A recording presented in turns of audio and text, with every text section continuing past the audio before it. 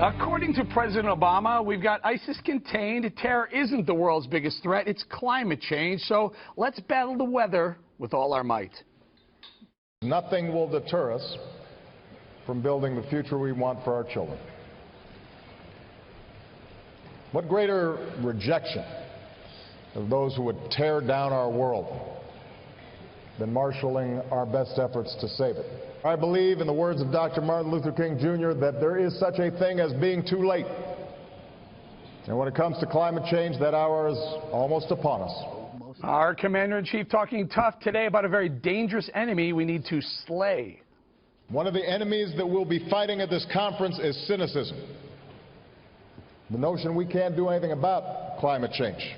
Well, the future of the planet is at stake, Mr. President. It's threatened by jihadism, not the weather. Now, KG, President Obama today announced that the United States is, quote, the second largest emitter, while suggesting climate change is a driving force behind terror. Put those two comments together, and you get the President of the United States literally blaming America for terrorism. Am I wrong? Well, no, I'm going to agree with the call to question. I mean, when you put it together, those are the semantics that he's driving forward. This is the narrative and the ideology that he has been consistent in espousing from day one. If you see the man in the measure of his words and his enthusiasm and his passion for climate change, this is where his focus is and his attention. He does not want to have to deal with ISIS whatsoever. It's significantly getting in the way of his own personal ideology and agenda. I mean, you just see it. This is where he feels most comfortable talking about this. This is who he is. This is his climate skin. He's good to go. Not necessarily a terror alarmist, but a climate alarmist. Well, you know what? The reason for this, transference, it's easier for leftists to champion a cause in which we are at fault. You cannot do that with Islamic terror. You can't blame it on us unless through the machinations of climate change. Now, I say we should throw it right back at them. Like, climate hysteria actually causes terror. For example, activism is fueling a war against coal. They want to get rid of coal. There are 1 billion people on this planet who are not on the electrical grid. They are living in poverty, burning impure fuels.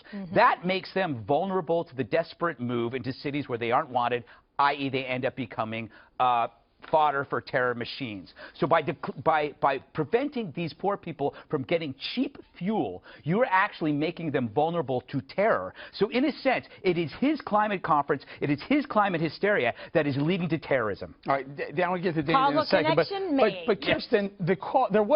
President Obama connected climate change to terror, yet I don't see Christians, I don't see Jews blowing people up and beheading people on the basis of climate change. I'm seeing radical jihadists doing it. Well, okay, I'll say a couple of things. First of all, I think you can care about both things, and that's the problem. You actually can care about terrorism and climate change. The problem is when you start linking them together. Now, if we want to look at the Department of Defense, though, all the way back in the Bush administration, was saying that climate change is a national security risk to the United States.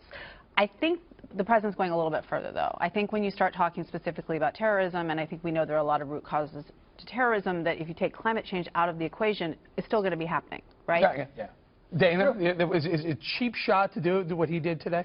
Well, I think one of the problems that the left has had on climate change, getting any sort of solutions that they would be satisfied with, is that they speak about climate change in these apocalyptic terms that just goes way overboard, and it makes you realize, it makes you think, well, can they not actually deal with both issues at the same time? Because I agree with Kirsten, but what really I think is interesting, well, at least to me, is that I see terror as the root is evil.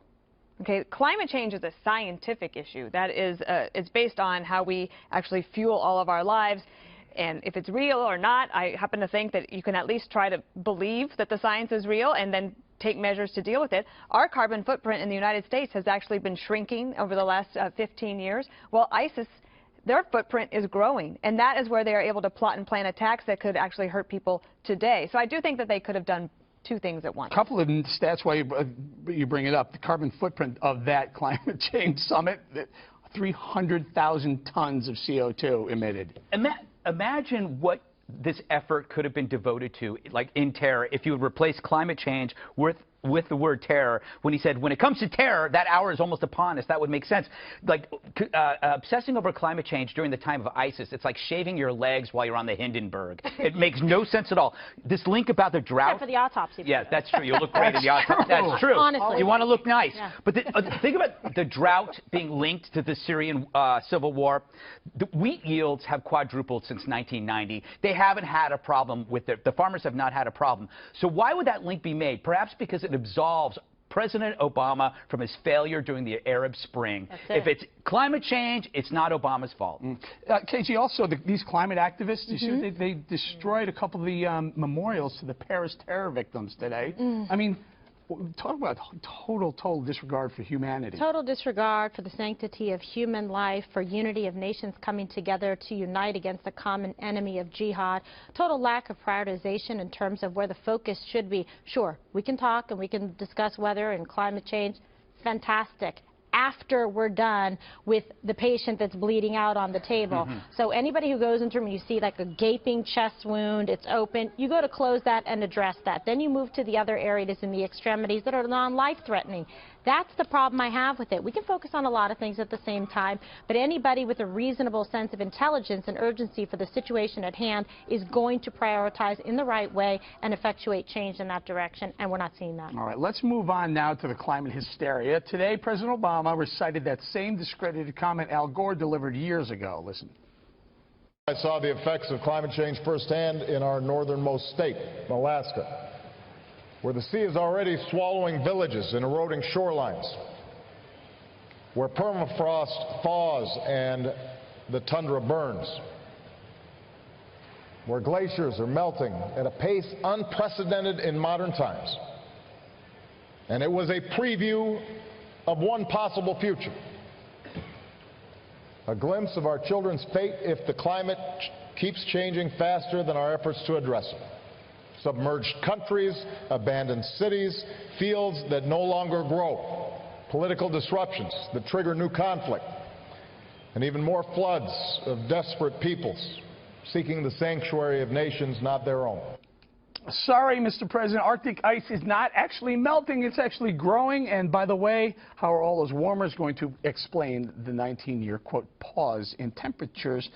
Then you chuckled during some of those pretty well, it was like Walt Whitman. Elaborate comments. Yeah. Yes, I mean, like, this is a speech that he's been wanting to give for a long time, right? It's not the State of the Union, it's the State of the World, according to President Obama. Like, he was never going to miss this conference. They've been working on it for 7 years. Not even for golf. Here's my big problem with it, though. One of the things that President Obama and John Kerry are saying in Paris is that there's going to be no enforceable language. So when you do all this huge conference, there's no enforceable language. The only goal is it can be achieved through national level action. And so you have the EPA executive action. It's not gone through Congress, and it's the Clean Power Plan. Over 50% of the states have sued the government. It's already looks like it's probably going to be turned around. So basically, President Obama is saying, we're going to do our part through executive action, and even though it's illegal, and even though it's unlikely to be overturned, then when it gets to the courts, he will say, our entire foreign policy rests on this executive action, so therefore it cannot be overturned. So he's basically trying to put America in a box. America in the box. Even if China does get on board, Kirsten, India is a big emitter of carbon emissions, and they're poor. Yeah. They can't get on board Well, with but this is the problem. Look, I think that climate change is a real problem. I will say I'm from Alaska. It's not quite the wasteland that he's describing it as, though it does feel a lot warmer to me than it used to be. I mean, to be honest with you, than when I was growing up, it's dramatically warmer. Which is good for Alaska. Exactly. No, it's good. Then people will move there. There's already people living there. Thank you very much. Are you sure about that? I haven't seen the facts. No. I've heard thousands of people in there. Check out Wikipedia. Yeah, there's it. Exactly. You saw it on TV, probably. And they were cheering global warming. They were cheering. And there's video. I'm sure there's video of that. on television. Yeah, but look, the problem is that you have, how do you get everybody on board? Even if we do everything right, how do you get the rest of the world to stop polluting and deal with it? And I think that that's one of the main problems. Do you know what you do, though? You are somewhat like accurate and sincere about the statistics. The world temperatures are rising at half the pace of what the consensus said in 1990. They've never been correct. According to Prince Charles, when he said this 100 months ago, by this time, the world would be in ruin. They have to keep reconfiguring the apocalypse because they're always wrong. So because of the prior exaggerations, sensible people, American citizens, are skeptical. We need a foreign policy leader, not a Greenpeace volunteer right now. That's the problem with it, the apocalyptic. And there are a lot of smart scientists who will say climate change is real, but apocalyptic climate change. Can I also point out, KG, that Al Gore, this is COP21, Al Gore in COP15, 6 years ago, said by 2013, the North Pole, the polar cap, would be ice-free. Oh, yeah, you Chicken Little. And don't forget, the administration has been working very hard to basically dismantle coal jobs in the United States, even if they were clean coal jobs. I mean, these jobs are probably, unfortunately, not coming back without some sort of change in administration and direction soon. And that has led Hillary Clinton to say that she not only wants to continue the policies of Barack Obama, but in exchange for that, she will give you a handout of $30 billion so that you can be on welfare. Buy your job. Right.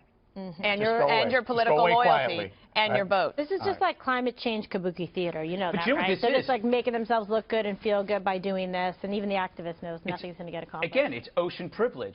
We have our coal, we have our electricity, we have our iPhones, we have our automobiles. There are 1 billion people that are burning impure fuels that kill 3 million people a year. They're burning feces, they're burning trash because they don't have coal. So what we're doing is we're saying coal's bad, you can't have any. That makes them desperate. They move to areas to live a better life. They end up being vulnerable to the death machines and death cults of radical Islam. On that high note, you know it. Next, one of our embassies